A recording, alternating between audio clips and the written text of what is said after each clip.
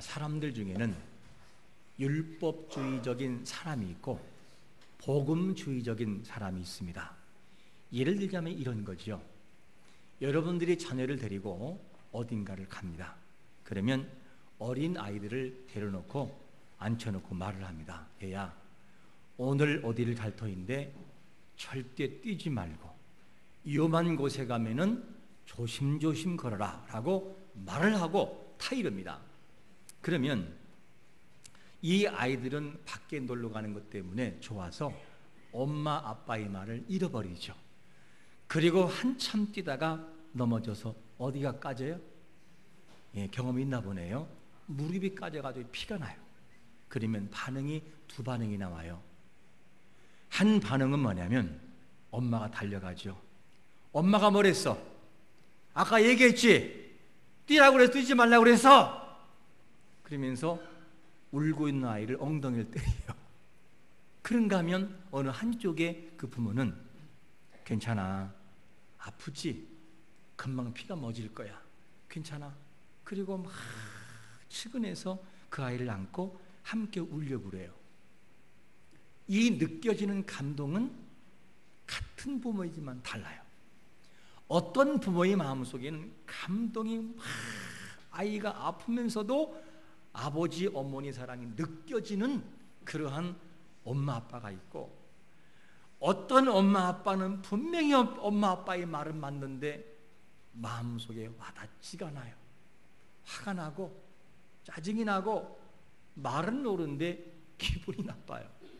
이 내용에서 이 삶의 모습에서도 율법주의적인 삶을 가지고 살아가는 사람하고 복음주의적인 삶을 가지고 사람하고 뭔가 삶의 차이가 있습니다.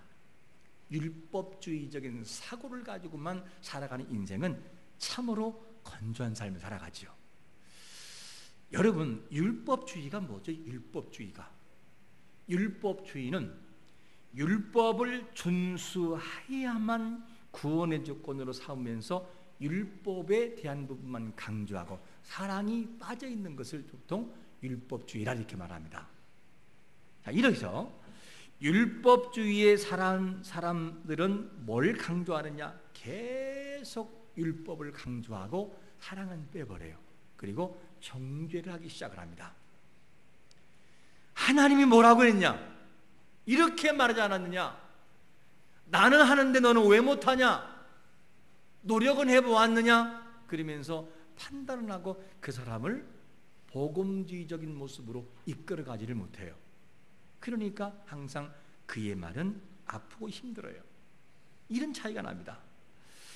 그래서 율법주의적인 사고를 지닌 사람들의 생각 속에는 율법을 강조하지만 하나님의 사랑은 점점 메말라가지요. 그러다 보니까 다른 사람을 향해서도 정죄의 날카로운 칼이 있지만 자기 자신이 어떤 죄악으로 절망의 늪에 빠져버리면 헤어나오지를 못해요. 왜? 자기 스스로 용서하지 못하는 거예요. 내가 이거밖에 안 되나? 내가 이 정도밖에 안 되나? 맞아요. 그 정도밖에 안 돼. 우리는요, 넘어질 수밖에 없는 존재이고 인정하지 않으면 안 되는 거죠. 이런 빈틈이 없다는 거죠. 여러분, 율법주의적인 사고를 통하여 삶을 살아가는 인생이 아니라 율법을 지나 십자가의 복음으로 포곤 하나님의 사랑으로 달려갈 수 있는 복음주의적인 신앙을 가지고 나가기를 축원합니다. 이 신앙이 되어질 때 인생은 행복을 경험합니다. 고통이 있고 메마름이 있고 아픔이 있지만 그리스도의 복음에 포곤함이 있기 때문에, 용서와 긍휼과 칭의 사랑이 있기 때문에 우리는 그분 앞에 달려갈 수 있다는 거예요. 이거를 우리가 알고 나가는 것은 참 중요합니다. 율법, 왜 율법이 있을까? 본질을 알아야지. 본질, 피상적인 삶, 즉 본질을 모르면 안 되는 거예요. 율법의 본질이 뭐냐는 거예요. 본질. 이 본질은 로마서 3장 20절 말씀 보니까 뭐라고 말씀하고 있냐면, 같이 한번 읽어보겠습니다. 시작. 그러므로 율법의 행위로 그의 앞에 의롭다 하심을 얻을 육체가 없나니 율법으로는 죄를 깨닫는다는 거예요. 율법은 주로 어떤 역할을 하느냐? 죄를 깨닫게 하는 역할을 하는 거예요. 우리의 모든 삶의 부분이 말씀을 통해 보니까, 율법을 보니까, 아, 내가 죄인이었구나, 내가 이래서는 안 되는 거였는데 잘못했구나, 그리고 죄를 깨달아요. 죄를 깨닫고 난 다음에 우리가 얼마나 비참한 상황에 놓여 있는지를 알게 되는 거죠. 이것이 율법이에요. 여기서 머무르는 인생들은 기쁨이 없어요. 여기에서 우리는 어디까지 나가야 되느냐? 복음을 가지고 나가요. 복음이 뭐죠?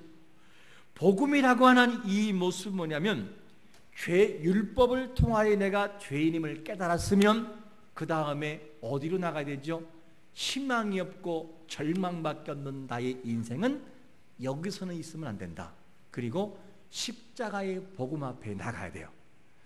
예수 그리스도, 그분은 내가 죄인인 것을 알면서도 나를 선택했고, 하나님의 국률한 사랑하심과 그리스도의 복음은 나를 일어서게 만든다.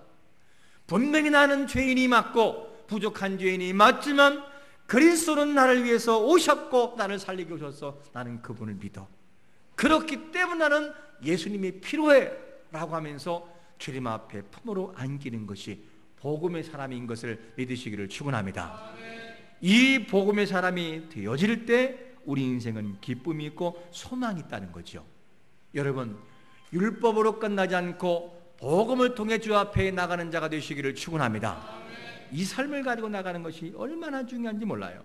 그러면 여러분, 이 복음은 어떤 역할을 하느냐?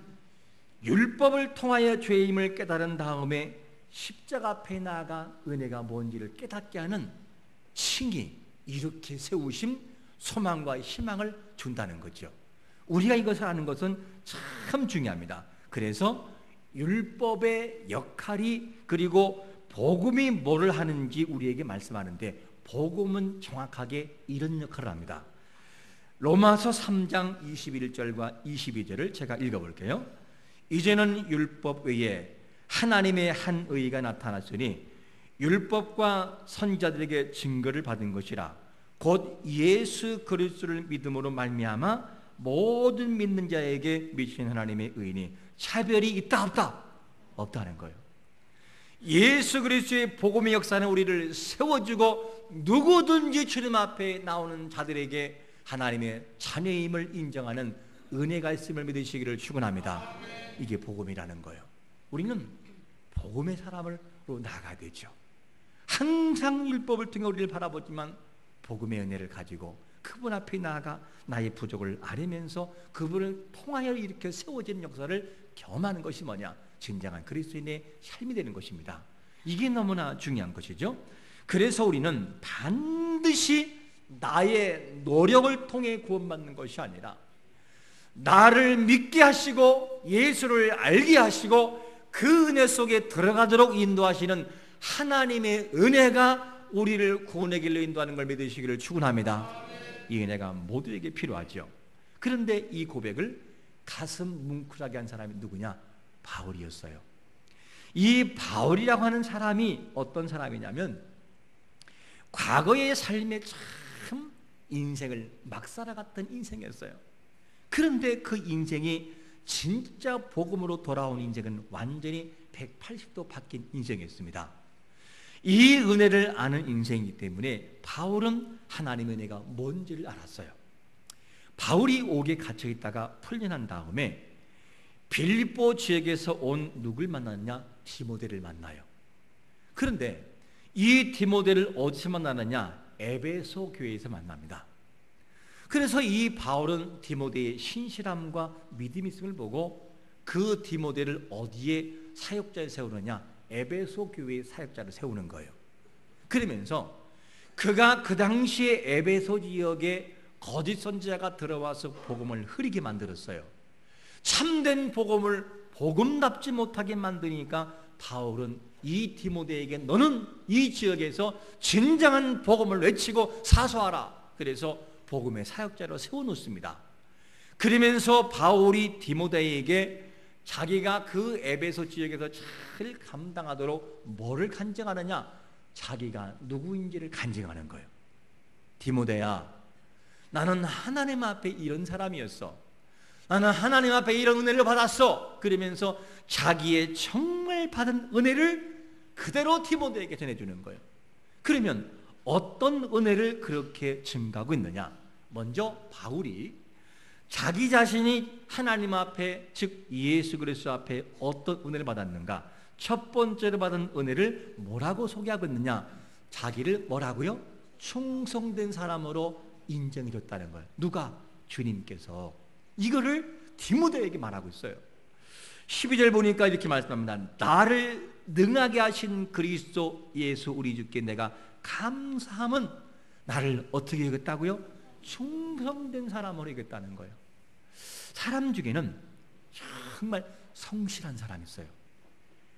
사람들을 만나다 보면 정말 목회자 양심과 내 인격을 걸고 저 사람 정도면 내가 추천할 수 있다 라는 사람이 있어요. 그래서 그 사람을 전폭적으로 믿어주고 믿을 수밖에 없는 사람이 있어요. 그런가 하면 그렇지는 못하지만 믿어주어서 그 사람을 세워놓는 사람이 있어요. 사실 그들의 삶이 아름답지는 못하지만 믿어줘야 될 사람이 있어요. 그런 사람도 있습니다. 충성된, 이 충성되이란 말이 무슨 말이냐면 아주 신실한 사람, 그리고 신뢰할 만한 사람, 믿을 만한 사람, 그리고 진실한 사람이 여기서 충성되어 여겼다는 충성이란 말이에요. 그러면 바울은 정말로 충성된 사람이었기 때문에 그 일을 맡겼을까? 그렇지 않다는 거예요. 그의 반대의 개념을 말씀하고 있는데 그 증거가 어디에 나오느냐? 디모데전서 1장 13절에 보니까 이렇게 말씀합니다. 내가 전에는 뭐라고요? 비방자요, 박해자요, 뭐라고요? 폭행자였으나 도리어 긍휼을 입었다는 거예요. 이 말씀을 보면 바울이라고 하는 이 사람은 잘해서 직분을 맡김 받은 사람이 아니라 그렇지는 못했어요. 하지만 우리 주님께서 그를 전폭적으로 믿고 잘하라고 맡겨준 직분이었어요.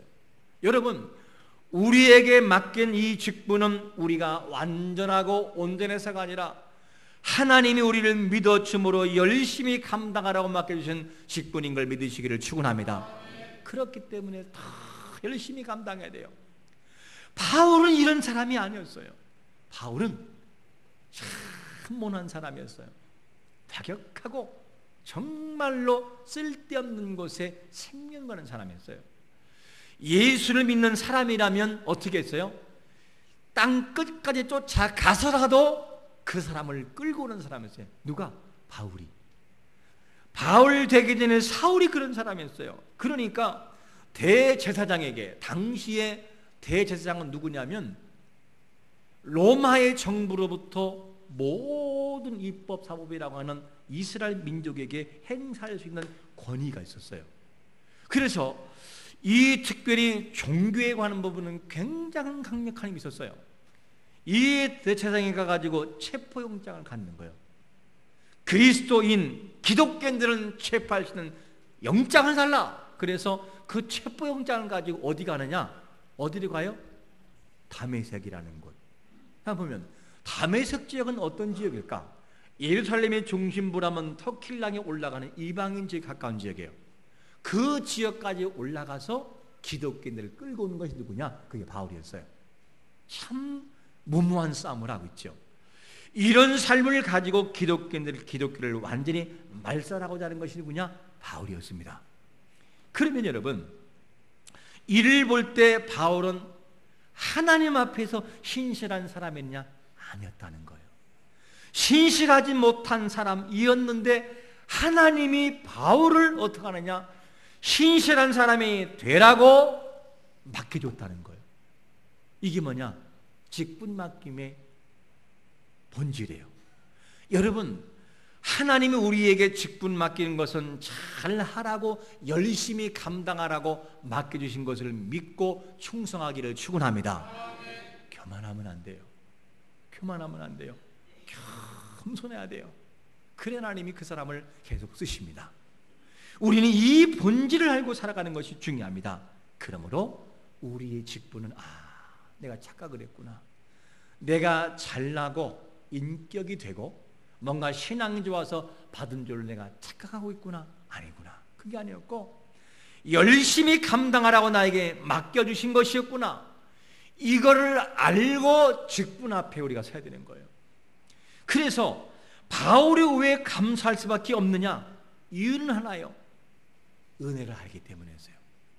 내가 어떤 사람인데 이 직분 맡기는가? 이것 때문에 그는 핍박자요 박해자였던 그에게 하나님의 직분 맡긴 것을 알았어요. 그렇기 때문에 더 열심히 감당하는 것을 보게 됩니다. 사람들 중에는요 모두 은혜 받았어요. 여기 있는 분들 은혜를 안 받는 사람은 없어요. 하나님의 은혜가 지금도 넘치고 있어요. 내가 모르는 영역이 더 많아요. 산소나 모든 호흡을 충분히 흡수해서 그 모든 피에게 전달하고 이 호흡까지 갈 수 있는 모든 과정 뇌까지 전달하는 것은 뭐냐? 우리의 힘이 아니에요. 하나님의 인도하심과 도우심과 능력이죠. 이거 우리는 모르고 있지만 하나님이 하시고 있어요. 그래서 우리 중에는 은혜를 알고 살아간 사람 중에 은혜를 많이 받았으나 은혜를 정말 아는 사람이 있는가 하면 은혜를 모르는 사람이 있어요. 여러분, 우리가 자녀를 키우면서 소풍 보내본 적이 있어요, 없어요? 있잖아요. 소풍을 보내잖아요. 소풍을 보내면 최소한 저의 마음속엔 그래요. 어린 시절 용돈을 받아보지 못한 기억 때문에 더 주고 싶어요. 막 더 줘서 네가 어디 가든지 어렵지 않도록 하고 싶은 것이 저를 비롯한 여러분들의 마음일 거예요. 그러면 학교에서는 5,000원을 가져와라 그러면 더 주고 싶잖아요. 부모가. 그게 부모의 마음이잖아요. 그러면 그 아이를 소풍 보내요. 집에 와가지고 아이가 첫 번째로 꺼내는 것이 있어요. 뭐였죠? 엄마 아빠 주려는 선물. 지나가다 액세서리 그리고 반지 이런 걸 애들이 사잖아요. 500원, 300원. 그러면 가치를 따지면 그게 눈에 들어옵니까? 부모에게. 그런데 마음 때문에 그 아이 가져온 것 때문에 마음이 얼마나 고마운지 몰라요. 너무너무 고마워요. 그것이 어떤 것이든지 너무 고마워요. 왜 그럴까? 은혜를 알기 때문에요. 그의 생각 속에 아빠가 있고 엄마가 있다고 하는 것은 부모에게는 행복이거든요. 여러분, 하나님은 우리에게 어떤 것을 요구할까? 많은 걸 주어서 주님께서는 십자가의 은혜와 사랑을 주기도 하고 퍼부어주는데 우리는 그 은혜를 전혀 모르고 살아간다면 그 삶은 참 하나님 입장에서는 너무나 마음이 아플 것입니다. 바울은 알았어요. 자기는 은혜 받을 수 없는 사람이었으나 직분까지 주시고 사명 주신 것을 알았어요. 자기의 행위가 아니라 열심히 감당하라고 주신 은혜라는 것도 알고 있어요. 그러니까 그 사명 감당할 때 함부로 살아갈 수 없었어요. 하나님, 이것이 은혜입니다. 은혜입니다. 이 고백할 수밖에 없어요. 그렇기 때문에 그는 자신만이 아니라 또 다른 은혜를 사람들에게 전하지요. 어떻게? 오늘 본문 15절 말씀을 한번 같이 한번 읽어보겠습니다. 시작. 그리스도 예수께서 죄인을 구원하시려고 세상에 오셨다 하는 이 말씀은 믿음직하고 모든 사람이 받아들일 만한 말씀입니다. 나는 죄인의 우두머리입니다. 세 번역으로 번역한 거죠. 바울은 외형적으로 사실은 갖춘 세상적으로 갖춘 것이 많은 사람인데 복음을 통해 완전히 깨진 다음에는 그의 생각 속에는 그리스도의 복음만이 그거밖에 없어요. 나는 죄인입니다. 하나님의 은혜입니다. 이걸 고백하는 사람이었어요. 이게 누구냐? 바울의 모습이었습니다. 여러분, 우리는 죄로 인해서 죽은 사람들이고 이미 죽은 사람들이에요. 그런데 하나님의 은혜와 사랑을 통하여 복음을 통해 우리의 신분이 바뀌었어요. 어떻게 바뀌었죠? 요한복음 5장 24절 말씀처럼 내가 진실로 너희에게 이르노니 내 말을 듣고 또 나 보내신 자를 믿는 자는 영생을 얻었고 어디에? 심판에 이르지 아니하고 어디로 가요? 생명으로 바뀌었다. 사망에서 어디로요? 생명을 받겠다는 거예요. 이 은혜를 알기 때문에 우리에게는 하나님 앞에 감사할 수밖에 없다는 거예요. 이 고백을 바울은 고백하고 있습니다. 고백하라고 해서 고백하는 것이 아니라 너무나 그 은혜가 있기 때문에 이런 고백을 하고 있는 것을 보게 됩니다. 이것이 바울의 은혜였어요. 하나님의 은혜였고. 자, 그러면 바울은 분명히 부족한 사람이 많았고 핍박자였어요.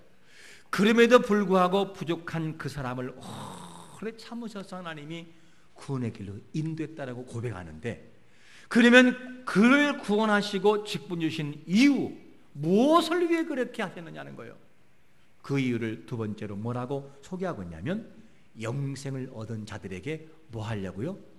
본이 되게 하려고. 본이 되게 하려고. 자, 그러면 16절에 보니까 뭐라고 말씀하느냐? 그러나 내가 긍휼을 입은 까닭은 예수 그리스도께서 내가 먼저 일체 오래 참으심을 보이사 후에 주를 믿어 영생 얻는 자들에게 본이 되게 하시려고. 이 말이 무슨 말이냐면, 바울은 분명히 부족해요. 바울의 삶의 여정을 바라볼 때는 구원받지 못해요.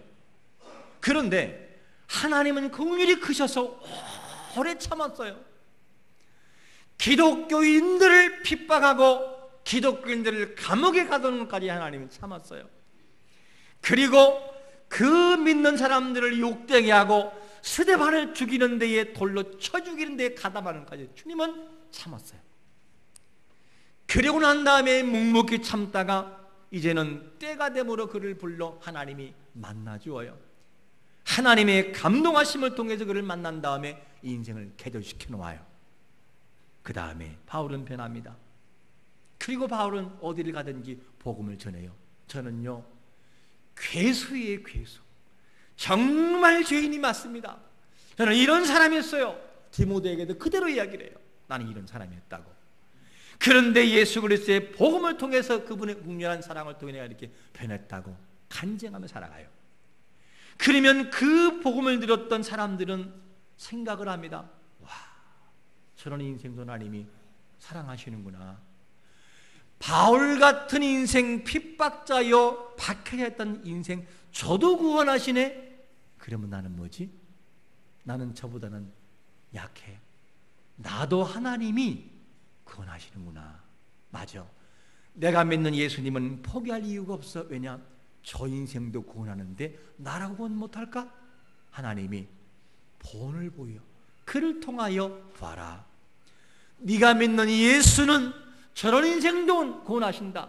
너도 구원해. 이 사실을 하나님께서 가르친다는 거예요.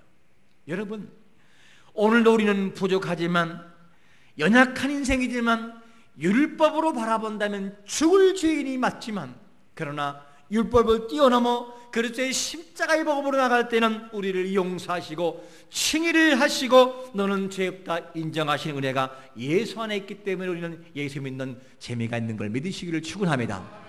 그래서 이를 믿을 수 있다는 거예요. 이것이 복음의 은혜라는 거죠.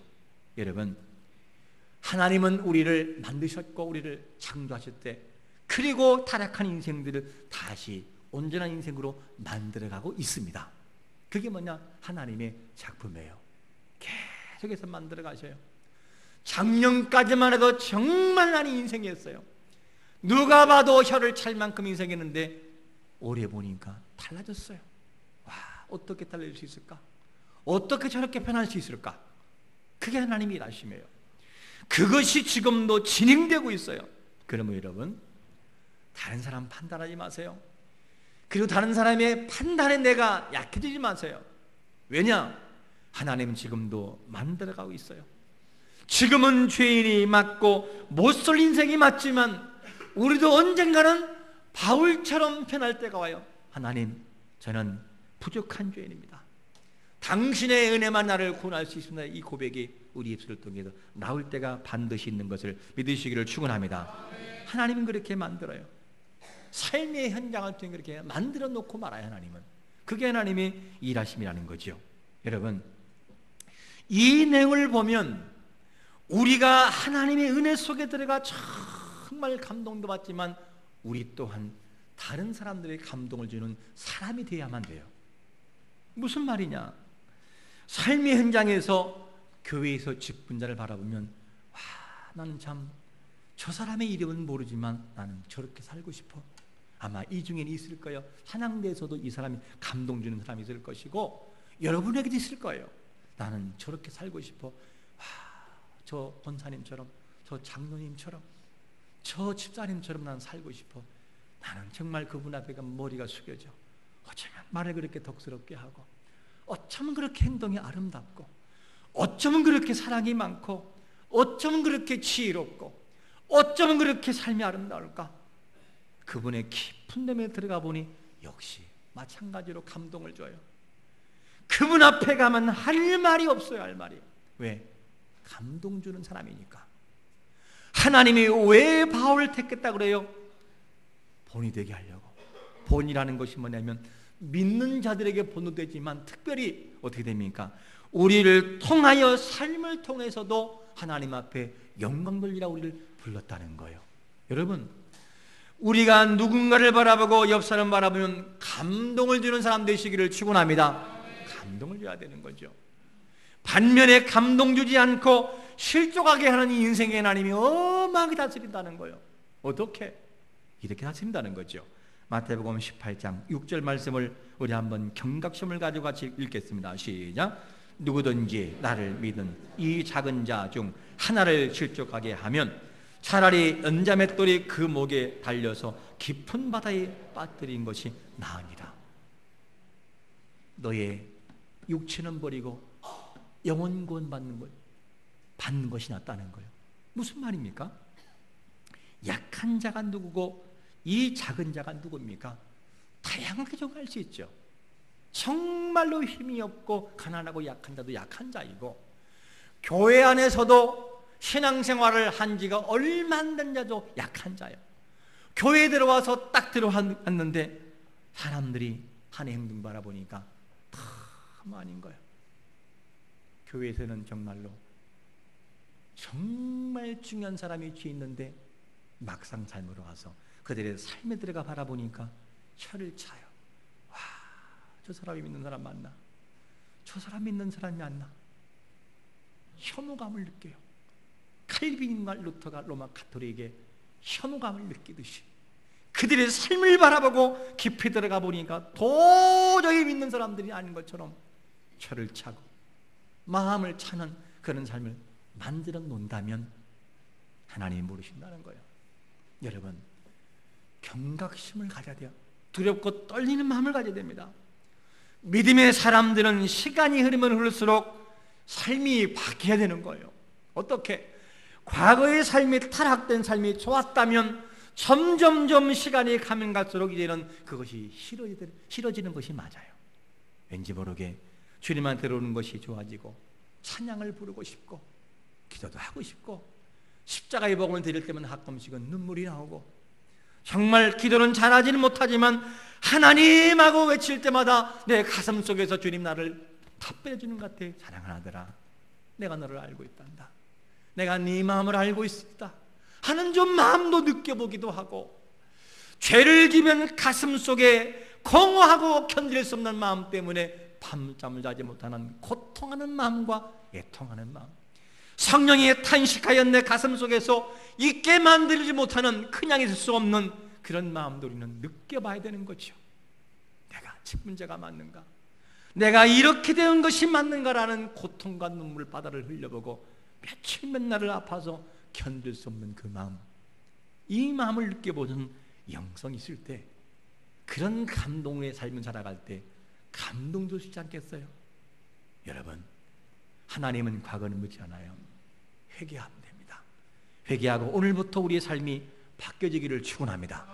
하나님의 사람으로, 하나님이 보시기에, 사람이 보기에 감동을 주는 사람, 사람들에게 감동 줄 수 있는 사람이 되어질 때 하나님은 그 사람을 계속 쓰신다는 거예요. 여러분, 이거 우리 많은 생각해야 됩니다. 이 삶을 가지고 살아가는 것이 뭐냐면 하나님이 바울을 선택한 이유였다는 거예요. 너를 통하여 믿는 자들에게 본을 보이기 위하여 이렇게 택했다는 거예요.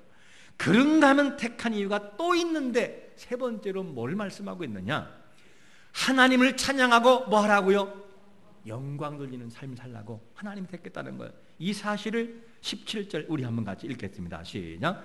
영원하신 왕 곧 썩지 아니하고 보이지 아니하고 홀로 하나이신 하나님께 존귀와 영광이 영원무궁하도록 있을지어다.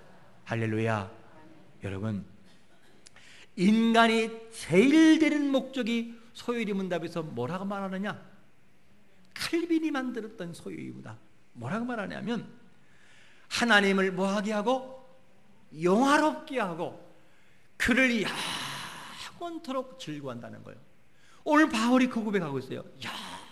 그분을 영화롭게 하고 그분을 영화롭게 하고 존귀하게 하는 삶을 살기 위하 자기를 택했다는 거예요. 이것이 뭐냐? 바울의 고백이죠. 그러면 여러분, 우리가 살아가는 모든 삶의 기초는 그분이 영광 받으시는 삶을 살아가는 것이 기초예요.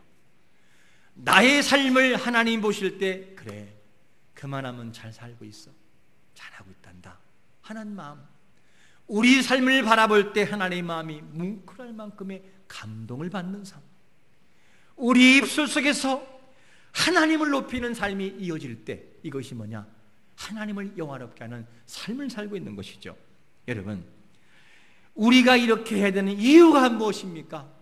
이렇게 살면 살아가는 이유는 뭐냐면 바울이 고백한 것처럼 너무나 큰 은혜를 받았어요. 바울은 자격이 없지만 그에게 직분을 주었어요. 열심히 하라고. 그를 선택한 이유는 뭐냐면 너를 통하여 너 같은 인생도 내가 구원한다는 것을 믿는 자에게 본을 보여서 사람들이 감동받도록, 그리고 우리 입술을 통하여 우리 삶을 통해서 영광 돌리라고 하나님이 택했다는 거예요. 이 은혜를 바울은 뼈저하게 깊이 황홀한 마음 가지고는 느끼고 있다는 거예요. 그래서 사랑한 디모데에게, 디모데야, 나 그런 사람이야, 나 그 은혜를 받은 사람이야, 너도 이 은혜를 알고 믿음으로 감당해, 이거를 디모데에게 강력하게 증가하고 있습니다. 여러분, 하나님은 세상의 모든 사람에게 영광을 받기를 원하시죠. 그런데 그 중에 특별히 영광 받고 싶은 것이 누구냐면 당신의 자녀, 하나님의 택한 자녀를 위해서 통해서 영광 받기 원해요. 여러분, 우리가 자녀를 양육하면서 어릴 때에 어떻게 하죠? 어릴 때 처음으로 엄마 아빠 이름 부를 때 얼마나 기분 좋아요. 옆집 아이가 아무리 어린애 엄마 아빠 한다 해도 자기 자녀에게 듣는 소리보다 감동이 없잖아요. 그런데 자기 자녀가 엄마 아빠 할 때는요 난리가 나잖아요. 애가 엄마라고 불렀다고, 아빠라고 불렀다고. 그럼 뭐가 그렇게 중요한데? 왜 그러냐? 자녀이기 때문에. 자녀. 하나님은 우리 입술을 통하여 아버지라고 부르길 바라고 우리의 삶을 통하여 아버지 앞에 영광 돌리시를 지금도 바라고 있다는 거예요. 우리를 선택하시고 직분 주고 우리를 사랑하신 이유는 뭐냐면 우리의 삶을 통해서 온전한 영광을 돌리라고. 이게 우리를 구원하신 하나님의 은혜라는 겁니다. 여러분, 일평생 살아오면서 하나님, 나를 인하가신 분이 하나님이십니다. 나에게 직분하러 가시고 자기가 없는 인생을 사랑하신 것이 당신의 사랑의 은혜입니다. 이거 왜 고백을 해본 적이 있으십니까? 그리고 우리는 부족하지만 오래 참으셔서 나를 구원하시고 입술을 통해서 영화롭게 하라고 불러주신 은혜를 내가 이해하고 깨달은 적이 얼마나 되십니까? 여러분, 바울은 참으로 부족한 사람이었어요. 부족한 사람이 직분을 맡은 것은 전적인 은혜였어요.